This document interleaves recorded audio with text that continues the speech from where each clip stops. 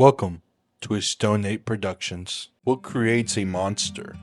Is it power, trauma, abuse?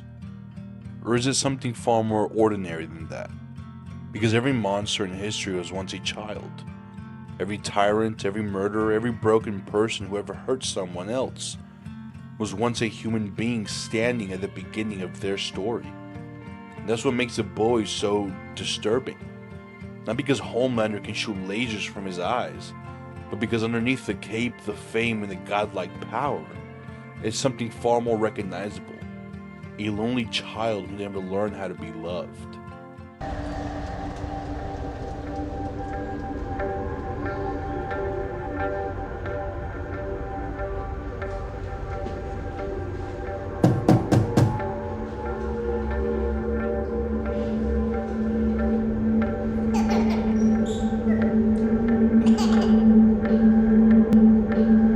Over the course of the series, Homelander becomes a monster, but he's not the only one.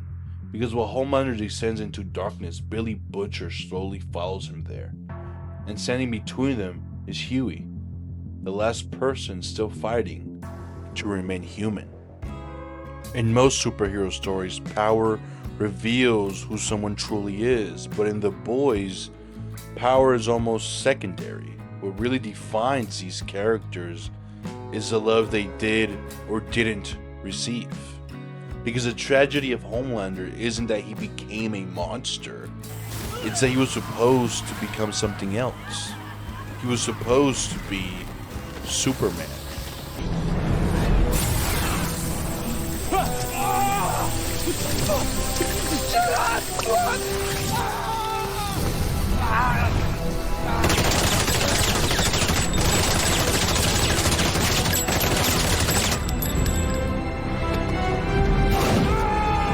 Homelander? You boys okay? The smiling protector, the symbol of hope. The man people looked towards when the world became frightening. But unlike Superman, Homelander was never raised by loving parents in a small town. He was never taught compassion, never taught restraint. He was never taught how to be human. He was raised in a laboratory, observed, tested, and controlled. He wasn't treated like a child, he was treated like a product. And maybe that's the central idea at the heart of The Boys. Not that power corrupts, but that human beings are shaped by the environments that create them. Because nobody, not even someone born with the powers of a god, is immune to that. One of the most disturbing things about Homelander is how emotionally childish he is. Not stupid, not incapable, childish. He throws tantrums, he needs validation, he craves approval, and cannot tolerate rejection. Underneath the laser eyes and the god complex is a terrified child desperately begging to be loved. What if Edgar's right? What if it was a mistake to take over Vought and then... I am just talented. They all know I'm a fraud. Now, what do you care what a bunch of mud people think? Come on. Tell me the real reason. I want to hear you say it. Say it! Want them to love me. Yahtzee! And it never seems to work out, does it? It's because deep down, there's a part of you that is still human. No. Part of you is. We gotta cut that part of you out like a cancer. That's what makes him horrifying, not because he's evil in the comic book sense, but because he's emotionally frozen. Every room he walks into feels unstable because you're not watching a mature man with power, you're watching an emotionally abandoned child with unlimited power. And those two are very different things. The show constantly surrounds Homelander with people, but never with genuine human connection. Everyone around him either fears him, uses him, manipulates him, or worships him. Nobody truly loves him. Not as a person, only as an idea, only as Homelander. And after a while, you start to realize he genuinely doesn't understand the difference anymore. His entire identity is a performance. The smile, the speeches, the cape, the image, even his humanity feels rehearsed. Because when somebody spends their entire life being treated like an object, they eventually stop seeing themselves as human too. And I think that's why the rare moments where Homelander appears vulnerable feel so unsettling. Because for a second, you almost see the person he could have been. That's the real tragedy. Homelander wasn't born a monster, he was shaped into one. And the show makes this painfully clear through its contrast to Superman. Superman becomes Superman because of the people who raised him. The Kents just didn't teach Clark morality, they taught him empathy, compassion, humility, and love. They gave him humanity before the world ever gave him power. Homelander had none of that. The same archetype, completely different upbringing, completely different outcome. And I think The Boys is asking a really uncomfortable question through that contrast. If Superman had been raised without love, would he still become Superman? Or would he become Homelander? What makes The Boys so fascinating is that Homelander isn't the only character transformed by trauma, because across the series, Billy Butcher slowly begins turning into the exact thing he hates. At first, Butcher feels understandable, even sympathetic. He's angry, he's broken, he's consumed by grief, and us, the audience, understands him. But over time, that grief mutates into obsession, and obsession slowly mutates into cruelty. The terrifying thing about Butcher is that, unlike Homelander, he wasn't born powerful, but he did choose to become monstrous. And that's what makes his story equally tragic, because underneath all the rage and violence, Butcher is still just another damaged person trying to survive pain he never truly processed. The more trauma shapes him, the more isolated he becomes. And the isolation is a huge theme in The Boys, because isolation changes people. Homelander isolates through superiority, Butcher isolates through hatred, and both men slowly become emotionally unreachable. Both convince themselves that the ends justify the means, both manipulate the people around them, both weaponize fear. They both believe they alone understand what must be done, and eventually they begin reflecting each other in almost disturbing ways. That's what makes their dynamic so compelling. They aren't opposites, they're mirrors. One created by laboratory, the other created by suffering. I think that's why the relationship between Butcher and Hughie Campbell matters so much, because Hughie becomes the one thing Homelander never had, an emotional anchor, someone capable of reaching the human being underneath the anger, underneath the pain. Hughie's often viewed as the weakest member of the group, but emotionally, he's the strongest person in the entire show. Because despite everything he experiences, he refuses to lose his empathy. And that sounds simple until you realize how difficult that actually is inside the world of The Boys. This is a universe built on revenge, violence, power, humiliation, fear, and trauma, self-indulgence, desires. Nearly every major character becomes consumed by one of those things. And the more you look at The Boys, the more you realize this isn't just Homelander's story. It's everyone's. Almost every major character in the series is carrying a wound they're desperately trying to survive. Frenchie spends much of the show haunted by guilt, not simply for the things he's done, but for the people he's failed. His entire life becomes an attempt to outrun the weight of his own mistakes. Forgiving, oui, but not being forgiven. Would I confess to some priest I don't even know in a peep show booth and all my sins wash away? Dog shit. Some sins God should not forgive. Some sins deserve eternal damnation. Himiko is shaped by the violence before she ever has a chance to choose who she wants to be. Stripped of agency, turned into a weapon, she spends much of the series searching for something many of the other characters take for granted: the ability to define herself. What is wrong?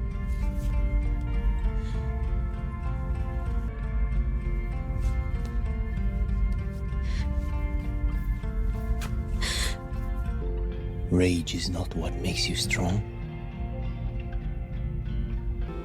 It has always been yours. Mother's Milk is consumed by obsession just as surely as Butcher is.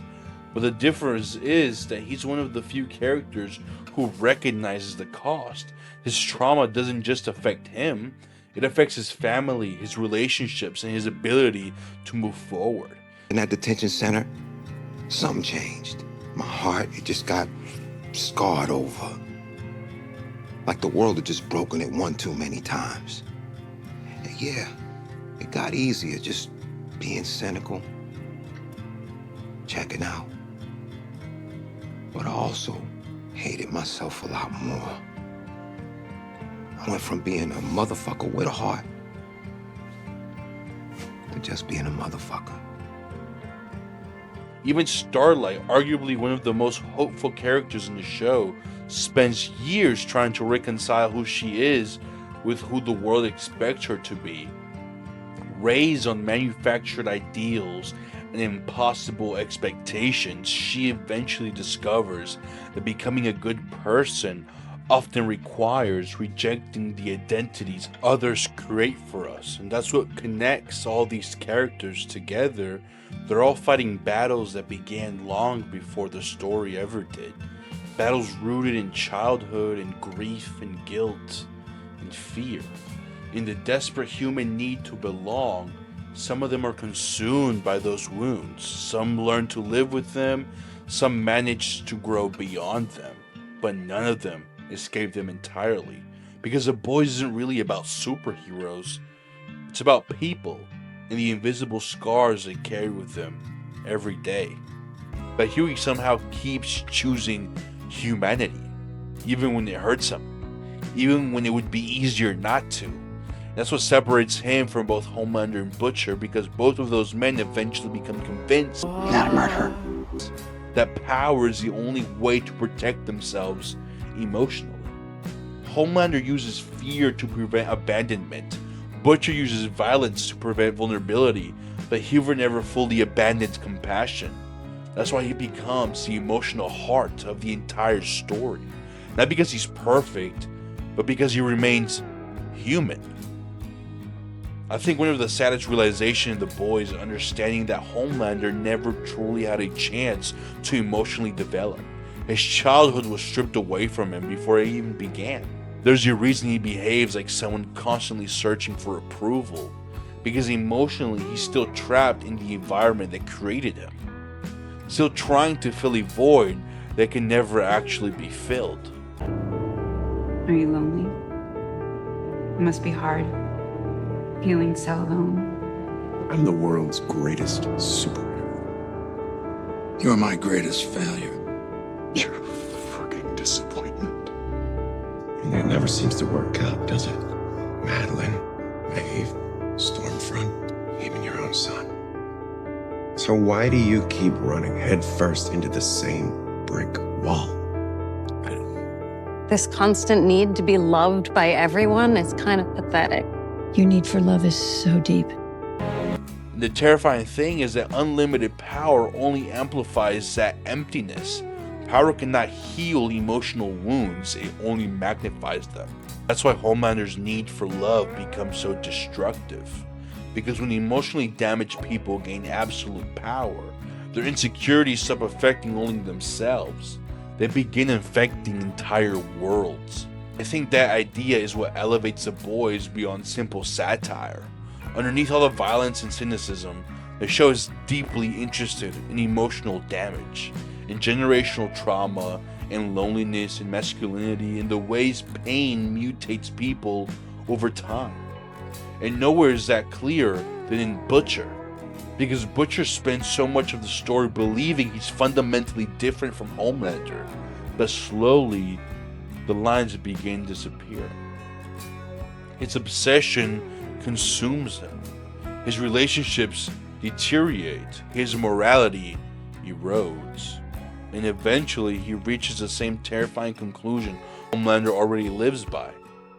That power and fear are the only ways to control a broken world. That's why Hughie matters so much, because Hughie represents a possibility that trauma does not have to define you forever. That suffering does not automatically justify cruelty. That pain does not give people permission to become monsters. And maybe that's ultimately what separates Hughie from the rest of them.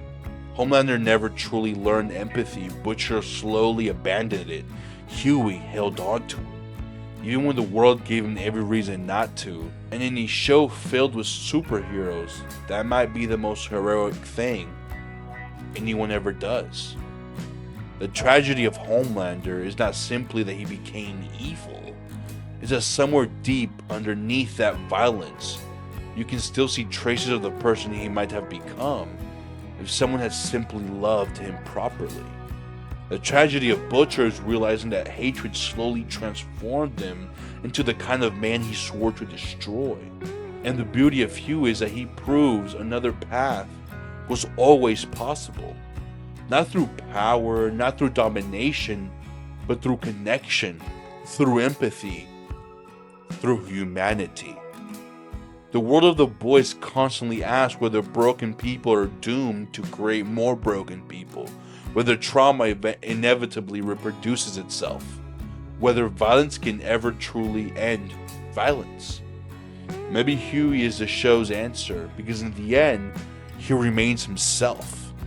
Not untouched by pain, but not consumed by it either. Maybe that's the real point of the boys, not that power corrupts absolutely, but that love, or the absence of it, shapes who we become long before power ever enters the equation.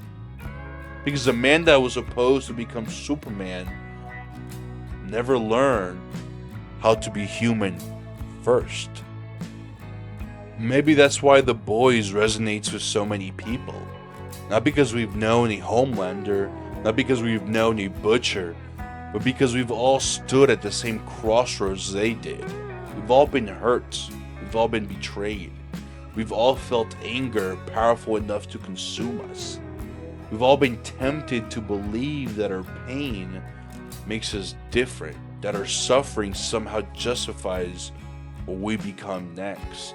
Homelander and Butcher simply followed that path further than most of us ever will. One was created by a laboratory, the other by grief, but both became men who allowed their wounds to define them. Maybe that's the real warning hidden beneath all the superheroes and violence. Because most people don't become monsters overnight, they become them one compromise at a time, one grudge at a time, one act of cruelty at a time. Until eventually they can no longer recognize the person they used to be. The question The Boys leaves us with isn't whether Homelander was evil, or whether Butcher deserved redemption. It's whether we are capable of recognizing those same impulses inside ourselves before they take root. Whether we choose bitterness or empathy, vengeance or forgiveness, isolation or connection. Because unlike Homelander and unlike Butcher, most of us still are writing that story. And every day, whether we realize it or not, we decide what kind of person we're becoming. If you guys enjoyed the video, please leave a like, comment, subscribe for more content, and I will see you on the next one.